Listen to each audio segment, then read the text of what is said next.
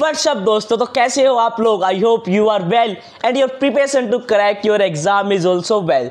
तो दोस्तों स्वागत है आपका मेरे इस यूट्यूब चैनल पे। तो दोस्तों आज का जो वंडरफुल सेशन होने वाला है वो होने वाला है क्लास 11th का बिजनेस स्टडीज़ का सेकंड नंबर चैप्टर। तो दोस्तों फर्स्ट चैप्टर मैंने ऑलरेडी अपलोड कर चुका हूं मैं मेरे यूट्यूब चैनल पे। मैं होप करता हूं सभी स्टूडेंट्स से कि आपने वो चैप्टर आपने अच्छी तरह से देख लिया होगा और आपने नोट्स प्रिपेयर कर लिए होंगे, आपने एक्सरसाइज तक भी सोल्व कर ली होगी, कोई भी डाउट नहीं आया होगा।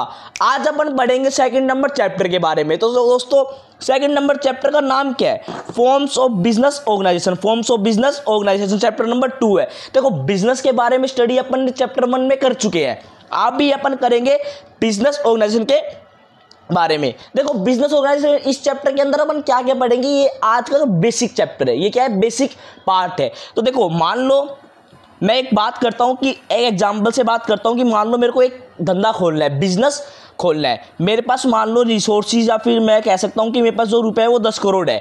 तो मेरे ऊपर डिपेंड है क्या ये बिजनेस मैं खुद खोल लूँ, सोल प्रोप्राइटरशिप। इस चैप्टर के अंदर इसके अंदर बात करेंगे, पूरा डिटेल करवाऊंगा, कोई दिक्कत नहीं है। क्या मैं किसी के साथ मिल जाऊं, मान लो SG सर प्लस कोई RG सर के नाम से है कोई फैकल्टी, तो मैं उनके साथ मिलके काम करने लग जाऊं, ठीक है। तीसरा, क्या मैं Hindu undivided family. Hindu undivided family मतलब कि आप मान लो कि आपके दादा बैठा करते दुकान पे, अभी आपके फादर बैठे हुए हैं, आगे जाके आप बैठोगे, तो वो किस में है, हिंदू अनडिवाइडेड फैमिली। मतलब क्या मैं हिंदू अनडिवाइडेड फैमिली के अंदर शिफ्ट हो जाऊं। और थोड़े थोड़े और 2-3 पार्ट हो रहे हैं जो कि अपन कवर करने वाले इस चैप्टर में। देखो दोस्तों एक बात बता देता हूँ, चाहे इसकी जो वीडियो है ना, चाहे वो पूरी बड़ी बन के आए या फिर छोटी बन के आए, डिटेल रिवीजन करवाऊंगा जो कि आपको आपके BCom लेवल तक के भी बहुत ज़्यादा बेनिफिट देगा। तो दोस्तों चलिए अपन स्टार्ट करते हैं इसके बारे में, ठीक है। बेसिक का चैप्टर है, अपन रेडी? You are ready? हाँ, मेरे को पता है कि मेरे स्टूडेंट्स SG सर से पढ़ने के लिए ऑब्वियसली रेडी रहते हैं। तो क्या बोलते हैं बिजनेस, अपन पहले डेफिनेशन पढ़ते हैं कि business is an economic activity which include exchange of goods and services with a motive to earn profit. देखो ये अपन ने बात कर चुका हूँ, पूरा डिटेल रिवीजन मैंने इसके अंदर करवा दिया है बिजनेस की डेफिनेशन के अंदर। ये बताने का इसलिए क्योंकि कॉन्सेप्ट रिवाइज होने चाहिए भाई, जो चीज़ चलती रहती है तो ऑब्वियसली बच्चों को रिवाइज रहती है, ठीक है। Now in this second chapter there are various form of business organisation which one can choose the right one included. देखो एक बात है भाई, आपको पता ही है कि ऑब्वियसली मार्केट के अंदर या फिर ऑब्वियसली अपने इकोनॉमी के अंदर बहुत ज़्यादा चॉइसेस है। क्या आपको भाई खुद का धंधा करना है, पार्टनरशिप के साथ करना है, या फिर आपको कंपनी खोलनी है, या फिर आपको हिंदू अनडिवाइडेड फैमिली के अंदर करना है, तो ये कंफ्यूजन क्रिएट होती है, ठीक है। तो a person think about how and in which form I can start business. एक जो पर्सन है, मान लो उसके पास कैपिटल रखी है, तो उसको सोचना पड़ता है यार मैं जो मेरी कैपिटल है वो किस में इंट्रोड्यूस करूं। मतलब बिजनेस में तो इंट्रोड्यूस होगी, बट क्या मैं बिजनेस खुद अकेला करूं या फिर किसी और के साथ करूं। देखो ऑब्वियसली डाउट रहता ही है भाई। मान लो कि आपके पास अभी मेरा SG सर के नाम से मान लो मैं इंस्टीट्यूट खोलने वाला हूँ, मान लो मैं खोल रहा हूँ, मान लो अब मैं क्या करूँ, मेरे ऊपर डाउट आएगा क्या यार मैं जो सारी जो कैपिटल है मैं खुद की खुद ओनर बनूं या फिर किसी और फैकल्टी को लेके आऊं, चाहे मैं PW के साथ टाई अप करके यहाँ पर खोल लूँ, समझ रहे हो ना। तो ये अंदर, या फिर मैं चाहे कंपनी खोल लूँ, समझ रहे हो। तो ये सबके अंदर डाउट आता है। एक बिजनेसमैन को सोचना पड़ता है कि मैं अगर अकेला रिस्क बियर कर सकता हूँ तो ऑब्वियसली मैं सोल प्रोप्राइटरशिप कर सकता हूँ। अगर मैं पार्टनरशिप के साथ करूंगा तो जिसके साथ मैं संबंध मिलाऊंगा क्या वो सही मिलेंगे क्या। देखो डिटेल वर्जन करेंगे, इसके अलग अलग पार्ट आएंगे अलग अलग वीडियो के अंदर, ठीक है दोस्तों। अब बताया गया है कि there is a 5 forms in business organisation. 5 form है, मेरे साथ साथ रिवाइज करना। अभी बेसिक है, जो नेक्स्ट वीडियो आएगी वो बहुत ही सोल प्रोवाइडर के ऊपर बहुत ही बढ़िया आएगी, टेंशन मत लेना, ठीक है दोस्तों। तो क्या बोलते हैं कि सोल प्रोप्राइटरशिप क्या होता है, सोल प्रोप्राइटरशिप क्या होता है, ये फर्स्ट फॉर्म है। तो it refer to a form of organisation की, एक फॉर्म है ऑर्गेनाइजेशन की where business is owned managed and controlled by a single individual. एक ही बंदा मालिक होगा, एक ही बंदा मालिक होगा। कि जैसे कि मान लो आप एक एग्जांपल ले लो, आपके फादर है, आपके फादर ने एक नई दुकान खरीदी है, मान लो आपके फादर ने एक नई दुकान खरीदी है, तो आप इसमें वो सोल प्रोप्राइटरशिप का काम कर रहे हैं, क्योंकि इसमें जो ओनर है ना वो ओनली आपके फादर है। उस धंधे को चलाने के लिए जो भी डिसीजन ले रहे हैं वो कौन ले रहे हैं, आपके फादर ले रहे हैं, समझ रहे हो ना। ठीक है, उसको मतलब उस धंधे को कंट्रोल करने के लिए जो भी स्टेप उठा रहे हैं वो कौन ले रहे हैं, आपके फादर ले रहे हैं। जो भी कोई डिसीजन मेकिंग कर रहे हैं वो आपके फादर ले रहे हैं। तो अपन उसको बोल सकते हैं कि सोल प्रोप्राइटरशिप है, सोल प्रोप्राइटरशिप है। ठीक है, अब इसके अंदर डिसएडवांटेज क्या है कि जो भी अगर मान लो बिजनेस के अंदर रिस्क होगा, जो भी अगर बिजनेस के अंदर जो रिस्क होगा ना, वो कौन बियर करेगा, वो ही पर्सन बियर करेगा जो कि उसको ओन कंट्रोल मैनेज करता है। ठीक है, तो मतलब क्या है, who bear all the risk and the only recipient of all profit. अब जो प्रॉफिट भी होगा ना वो ओवरेज वही बंदा लेगा जो कि उसको मैनेज कंट्रोल कर रहा है। एक एग्जांपल समझते हैं, मान लो कि मैंने मेरी एसजी सर के नाम से एक इंस्टीट्यूट खोल लिया, मैंने मेरा एसजी सर के नाम से एक इंस्टीट्यूट खोल लिया। ठीक है, मैंने सोल प्रोप्राइटरशिप करी, मैं मैनेज भी उसको मैं कर रहा हूँ, मतलब ये मैं हूँ। ठीक है, हाँ ले चक मैं आ ले आ, तो मैनेज भी इसको मैं कर रहा हूँ, कंट्रोल भी मैं इसको कर रहा हूँ। ठीक है, जो भी स्टेप ले रहा हूँ वो भी मैं ही ले रहा हूँ, मतलब सारी चीज़ मैं ही कर रहा हूँ। तो एक सिंगल आइडेंटिटी है।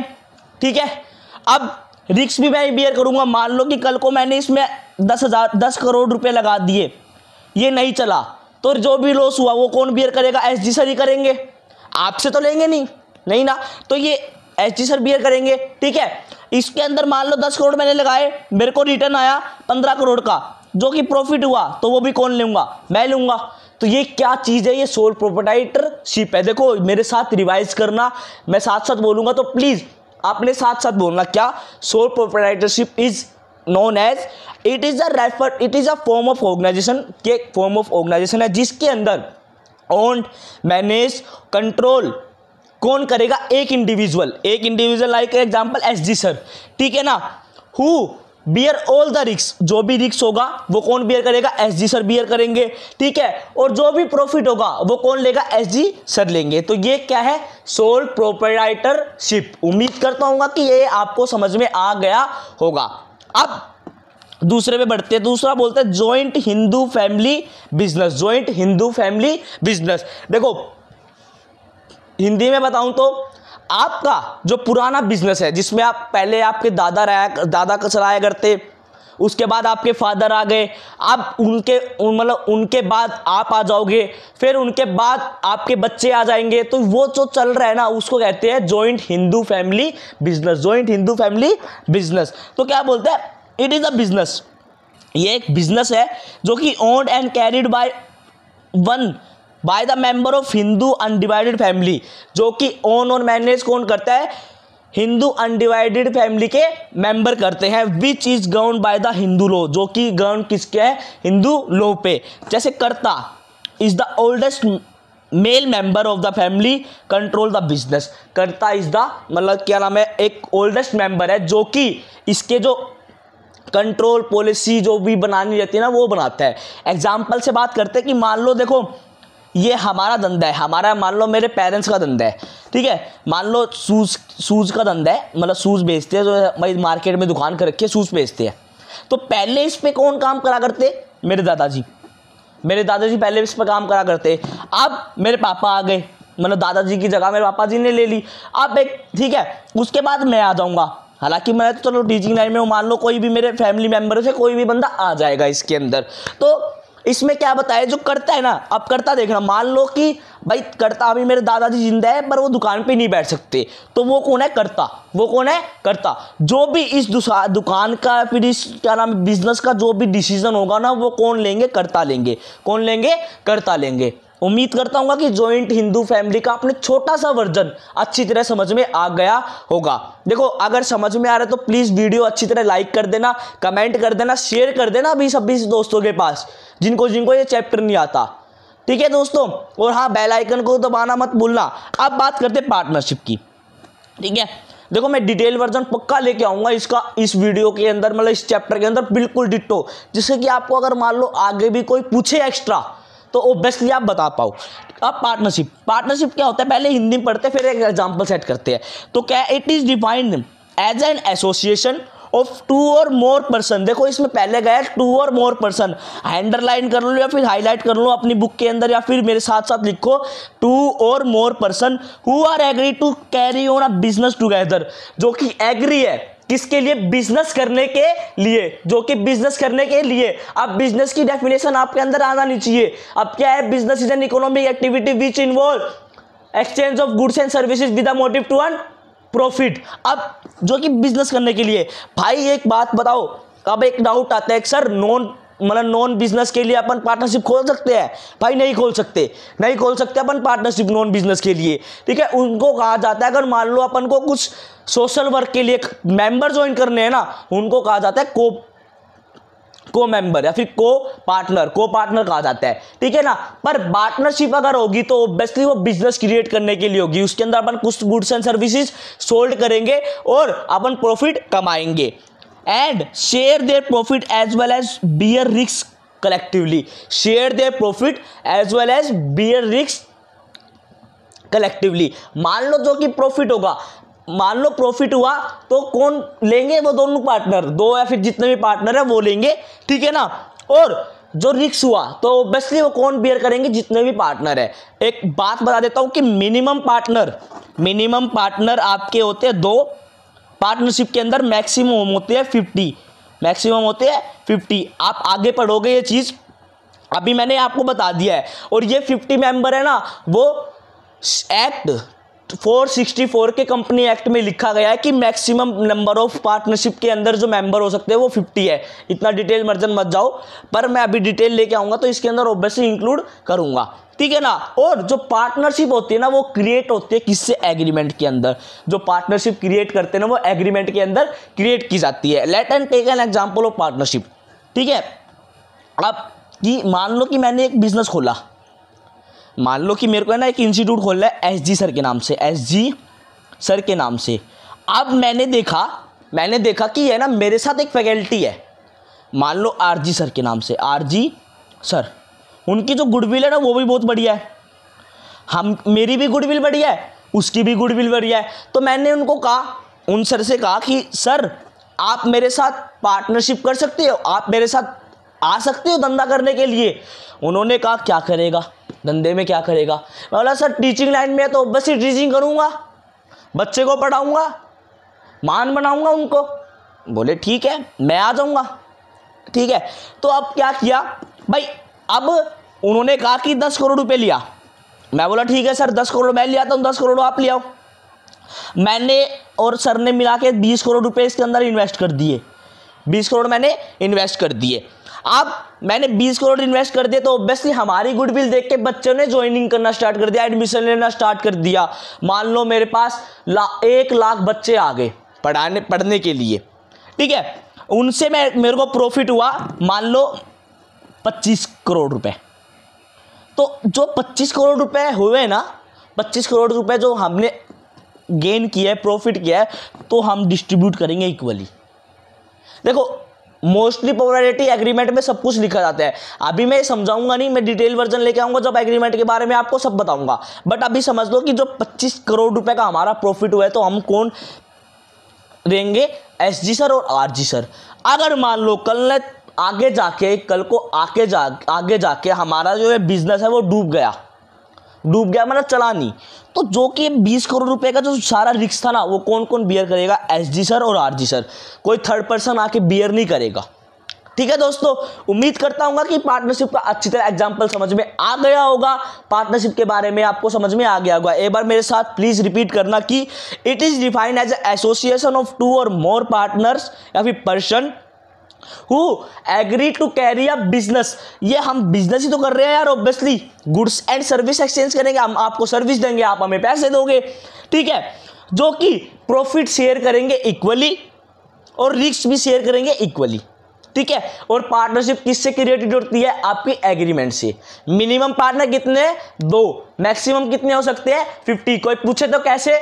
464 आपकी कंपनीज एक्ट के अंदर लिखा गया है, सेक्शन 464 के अंदर कि मैक्सिमम नंबर ऑफ पार्टनरशिप कितनी होती है? 50। ठीक है। ओके दोस्तों, उम्मीद करता हूँ कि आपको पार्टनरशिप का भी अच्छी तरह डिटेल और छोटा वर्जन समझ में आ गया होगा। अब बढ़ते हैं डी पॉइंट के ऊपर 3 पढ़ चुके हैं अपन। सोल प्रोप्राइटरशिप पढ़ ली अपन ने, हिंदू अनडिवाइडेड फैमिली पढ़ ली, पार्टनरशिप पढ़ ली। अब बात करते हैं अपन cooperative society. It is a voluntary association of person who get together to protect their economic interest. Economic interest को प्रोटेक्ट करने के लिए जो भी अपन टीम मेंबर बनाते हैं उसको कहते हैं कोऑपरेटिव सोसाइटी। मान लो कि भाई मेरा एक धंधा है मान लो। अब मेरे को क्या करना है, मेरे को ना सोशल वर्क करना है। भाई सोशल वर्क के लिए अपन टीम बनाते हैं ना, जैसे एनजीओज खुल जाती है। NGO is the example of cooperative society obviously, ठीक है ना। मान लो भाई मैंने एनजीओ खोल रखी थी तो मैं उसके जाके अंदर पार्टनर बन गया।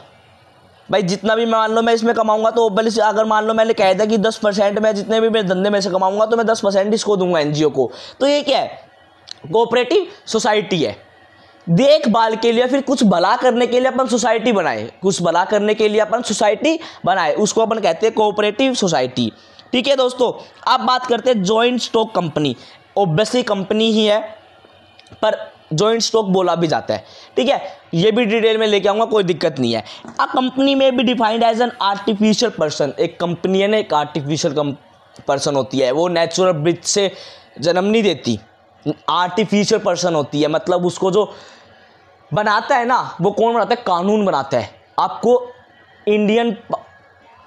इंडियन कंपनीज आपको है ना द कंपनीज एक्ट पढ़ना पड़ेगा। 2013 वाला एक्ट आपको पढ़ना पड़ेगा कंपनी फॉर्म करने के लिए, ठीक है दोस्तों, कोई दिक्कत नहीं है, डिटेल में लेके आऊँगा।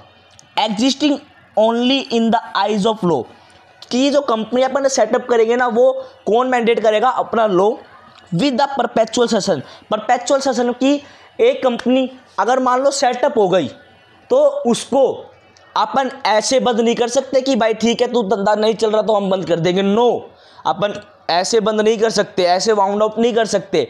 उसको बंद करने वाले कौन है, लो है। लाइक आज एग्जांपल ले लेते टाटा का। टाटा कितने सालों से चलती आ रही है, क्या वो कंपनी बंद हुई है? नहीं। टाटा का जो सीईओ था, मतलब उनका नाम तो एग्जैक्टली याद नहीं है मेरे को, बट वो एक्सपायर हो चुके, मतलब उनकी डेथ हो चुकी। तो क्या टाटा कंपनी बंद होगी? नहीं ना, आज भी टाटा कंपनी चल रही है। तो ये क्या है, परपेचुअल सेसेशन।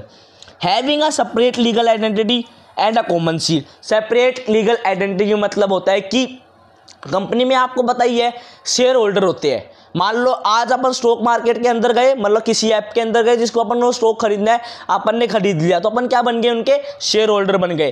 तो यही बताया गया कि शेयर होल्डर अलग है, कंपनी अलग है। शेयर होल्डर अलग है, कंपनी अलग है। ये नहीं है कि शेयर होल्डर उस कंपनी को बचाने के लिए इंश्योरेंस नहीं करवा सकता। ये आप ऑब्वियसली लॉ के अंदर पढ़ोगे, अभी बहुत टाइम है, कोई दिक्कत नहीं है, ठीक है दोस्तों।